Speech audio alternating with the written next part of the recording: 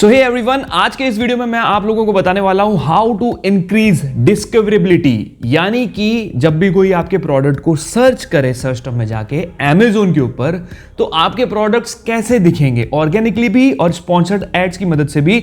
उस बारे में काफी सारी इंपॉर्टेंट इंफॉर्मेशन देने वाला हूं। जब भी आप प्रोडक्ट लिस्ट करेंगे, इन छोटी छोटी चीजों का ध्यान रखेंगे तो कुछ ही टाइम में आपके प्रोडक्ट्स सर्च टर्म के थ्रू, जैसे ही कोई बायर सर्च करेगा Amazon के ऊपर आपकी कैटेगरी के प्रोडक्ट्स को, तो आपके प्रोडक्ट्स उसमें दिखने चाहिए। तो उसके लिए मैं आप लोगों को कुछ चीजें बताने वाला हूं जिनको आप ठीक कर लीजिएगा, सो दैट आपको भी जो है उससे फायदा होने लगे और ऑर्गेनिक ऑर्डर्स, और उसके साथ साथ अगर आप एड कैंपेन्स रन करते हैं तो एड से भी ऑर्डर्स आने शुरू हो जाएं।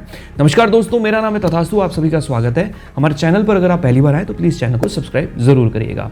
चलिए, सबसे पहली चीज हम बात करते हैं कि प्रोडक्ट की लिस्टिंग में किन किन चीजों का ध्यान रखना होता है। दोस्तों, सबसे पहली चीज होती है टाइटल। टाइटल के अंदर आपको एक चीज ध्यान रखनी है कि आपके जितने भी वर्ड्स होंगे, let's say shoes for man, तो शूज जो होगा उसका एस कैपिटल होगा, फॉर जो होगा उसका एफ कैपिटल होगा, और मैन जो होगा उसका एम कैपिटल होगा। इस तरीके से आपको टाइटल के अंदर अपने हर वर्ड का पहला जो कैरेक्टर होता है उसे कैपिटल रखना है।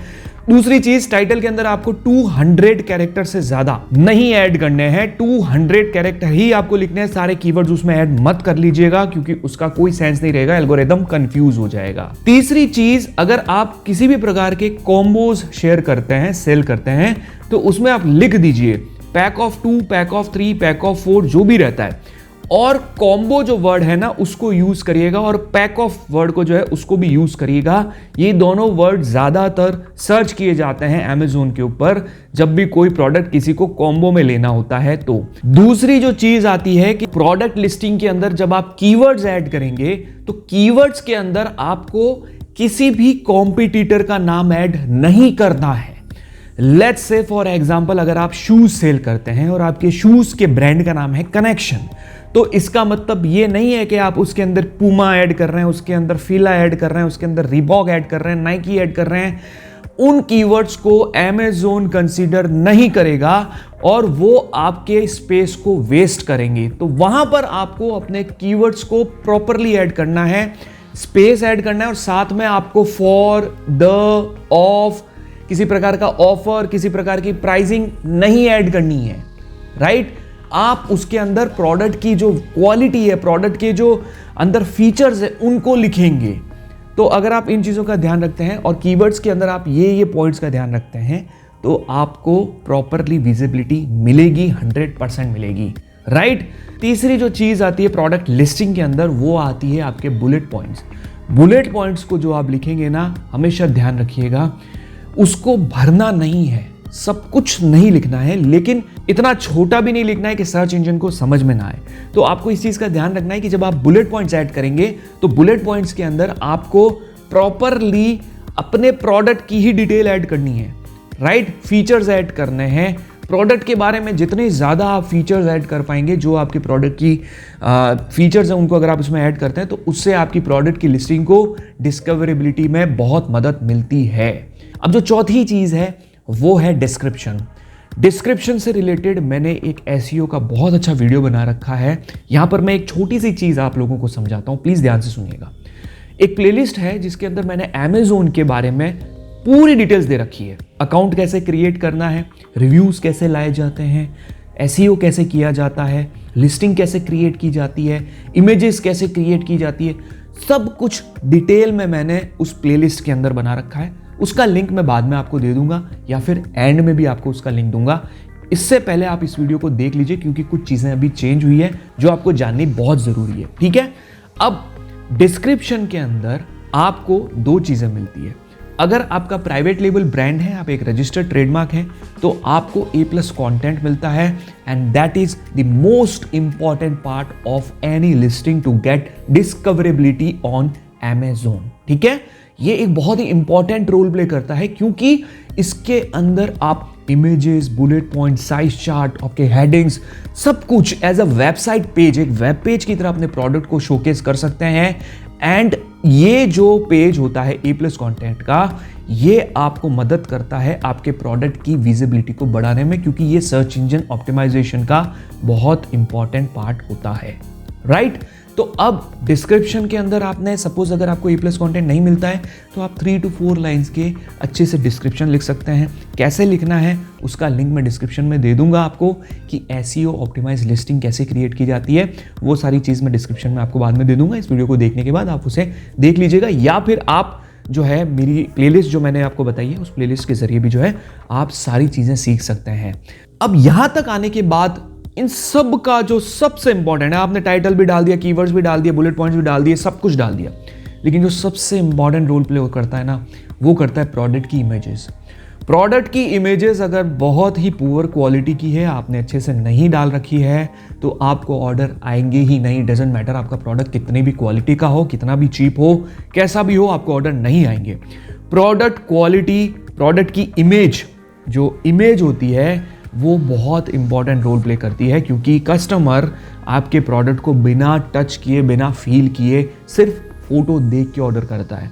तो अगर आप मेहनत करना चाहते हैं, अगर आप अपने बिजनेस को अमेज़न के ऊपर ग्रो करना चाहते हैं या किसी भी मार्केट प्लेस पे ग्रो करना चाहते हैं, images are very very very crucial. और उसके लिए भी मैंने एक बहुत अच्छा डेडिकेटेड AI जनरेटेड इमेजेस का एक बहुत अच्छा वीडियो बना रखा है, जिसकी मदद से आप अपने मोबाइल से खींचे हुए फोटोग्राफ को भी जो है अच्छी क्वालिटी में अपस्केल करके AI की मदद से बहुत अच्छे बैकग्राउंड्स बना सकते हैं और बहुत अच्छी इमेजेस बना सकते हैं। उसका भी लिंक मैं डिस्क्रिप्शन में दे दूंगा और वो लिंक प्लेलिस्ट में भी अवेलेबल है। तो आपको बहुत अच्छी चीज़ें प्लेलिस्ट में मिलने वाली है, और जो इसमें मैं बता रहा हूँ वो भी आपकी बहुत मदद करने वाली है। अब यहाँ तक तो हमने लिस्टिंग को कवर कर लिया। लिस्टिंग में हमने टाइटल्स, कीवर्ड्स, आपका डिस्क्रिप्शंस, बुलेट पॉइंट्स और एसईओ ऑप्टिमाइज्ड ए प्लस कंटेंट, और उसके साथ साथ प्रोडक्ट की इमेजेस के बारे में बात की।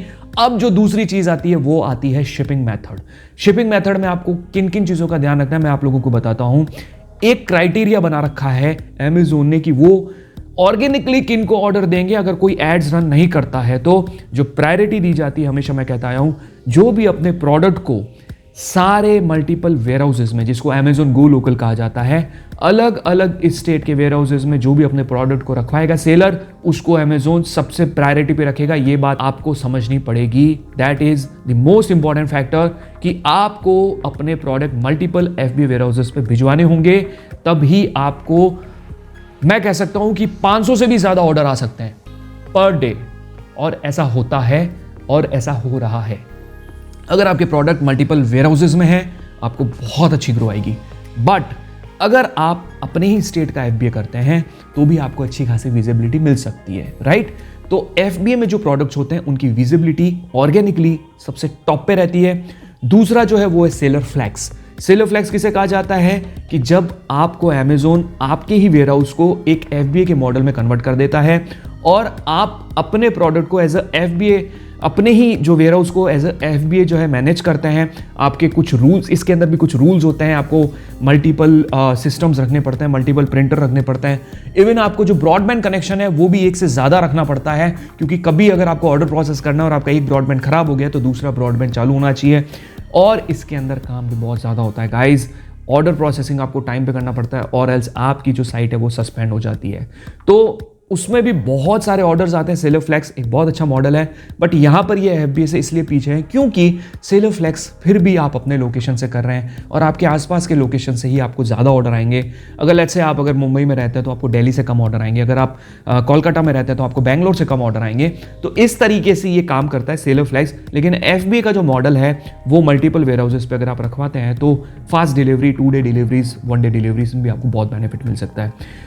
इसके बाद जो आती है वो आती है सेलर फुलफिल प्राइम, जिसमें आपके प्रोडक्ट के नीचे प्राइम बैज मिल जाएगा। उससे भी आपको बहुत विजिबिलिटी मिलेगी। ये इजी शिप का एक अपग्रेडेड वर्जन होता है, अपग्रेडेड मेथड होता है एक्चुअली में। इजी शिप में आपको कैश ऑन डिलीवरी और प्रीपेड ऑर्डर्स भी आते हैं, लेकिन उसमें आपको प्राइम बैज नहीं मिलता है। आपके लिस्टिंग के नीचे प्राइम बैज नहीं होता है, तो आप प्राइम कस्टमर को टारगेट नहीं कर सकते। लेकिन अगर आपके प्रोडक्ट सेलर फुलफिल प्राइम के अंदर आते हैं तो आप प्राइम कस्टमर्स को भी जो है टारगेट कर सकते हैं। अगली जो चीज़ आती है वो इजी शिप, बिल्कुल cash on delivery order, simple कुछ नहीं है, बिल्कुल आपको आपके एरिया से या आपके आसपास के एरिया से ऑर्डर आएंगे। Even cash on delivery orders ही आएंगे ज़्यादातर आपको। और जो लास्ट होता है वो होता है प्रीपेड ऑर्डर्स का सेल्फ शिप, जिसमें आप ही को प्रोडक्ट कस्टमर तक डिलीवर कराना है। कुछ भी प्रॉब्लम होती है तो वो आप ही को मैनेज करनी है।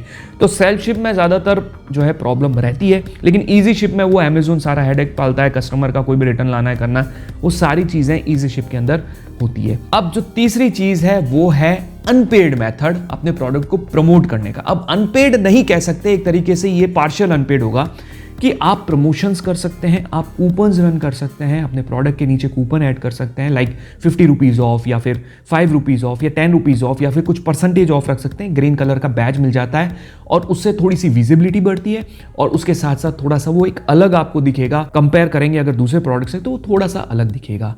और प्रमोशंस भी आप रन कर सकते हैं कि भाई आप हमारी इतनी परचेस करेंगे 1000 रुपये की तो हम 100 रुपये 50 रुपये उसमें आपको डिस्काउंट दे देंगे। तो आपके कैटलॉग से जितने भी परचेस होगी उसमें से ऑटोमेटिकली जो है प्रमोशन ऑप्ट हो जाएगा और बायर को 50 रुपये का डिस्काउंट मिल जाएगा। इससे भी आपकी विजिबिलिटी बढ़ती है। तो ये एक तरीके का अनपेड मेथड है, राइट।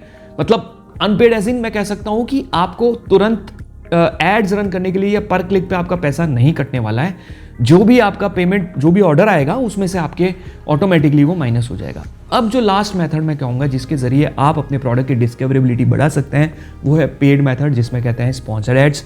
तो मेरी नज़र में स्पॉन्सर्ड एड्स एक बहुत अच्छा जरिया है जिससे आप अपने बिजनेस को ग्रो कर सकते हैं, लेकिन वहाँ पर आपको अच्छा खासा पैसा इन्वेस्ट करना पड़ता है। आपको उसके लिए बहुत सारी रिपोर्ट्स को आइडेंटिफाई करना पड़ता है, आपको अपने टॉप सेलिंग प्रोडक्ट्स को उसमें डालना पड़ता है, कुछ रिव्यूज़ लाने पड़ते हैं और ये एक बहुत बड़ी चीज़ है। स्पॉन्सर्ड एड्स में स्पॉन्सर डिस्प्ले भी आता है, स्पॉन्सर प्रोडक्ट्स भी आता है, स्पॉन्सर ब्रांड्स भी आता है। तो इससे रिलेटेड भी मैंने एक बहुत अच्छा वीडियो बना रखा है जो इस प्लेलिस्ट में ऑलरेडी अवेलेबल है। तो मैं चाहता हूँ कि आप इस प्लेलिस्ट को पूरा देखें, 1 बाय 1 सारे वीडियोस देखें और मेरा यकीन मानिए आपको इससे बहुत बेनिफिट मिलेगा और आपको आपके जितने भी बेसिक कॉन्सेप्ट्स हैं ना अमेजोन को लेके, जो भी आपको कंफ्यूजन है ना, वो इस प्लेलिस्ट की मदद से आपको जरूर आपके सारे के सारे डाउट्स क्लियर कर देंगे। तो thank you so much guys इस वीडियो को पूरा देखने के लिए। अब मिलते हैं अगले वीडियो में, तब तक के लिए टेक केयर।